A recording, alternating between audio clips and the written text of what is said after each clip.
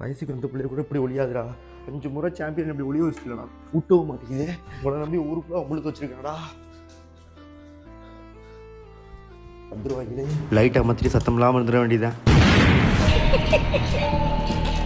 வந்துட்டார்ல, எப்படி நிற்காரு வரல. ஒளியிலே பாட்டு வரையா தெரிவது கடப்பறையா கடப்பார். குஜிலி மஸ்து யாரு செஞ்சது.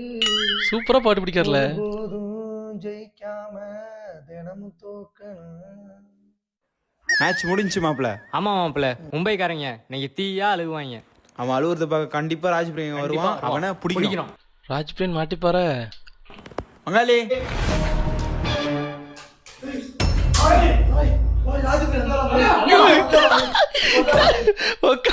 செகண்ட்ல மாறிட்டாரு. இவர் உண்மையாவே பயங்கரமான ஆக்டர்ல.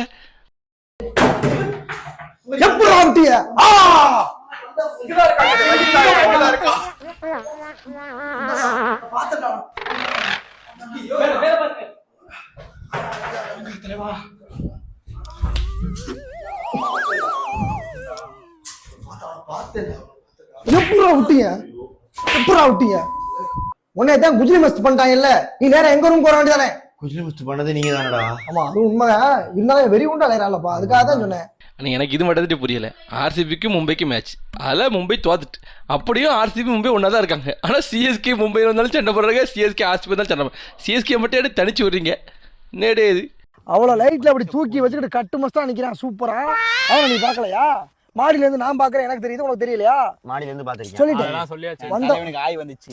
ஆமா, என்னடா தலைவன் அப்ப ஆய் வந்துச்சு ஓடுற தலைவனா? என்னடா தலைவனுக்கு ஆய் வரா? என்னடா பேச்சுது?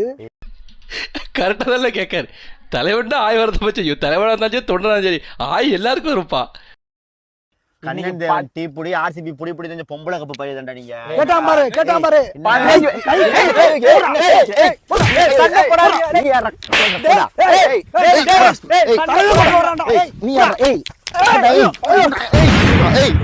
டேய், எங்க அண்ணன் ரோஹித் சர்மா மட்டும் ஃபார்முக்கு வந்து நீங்களா காலிடா.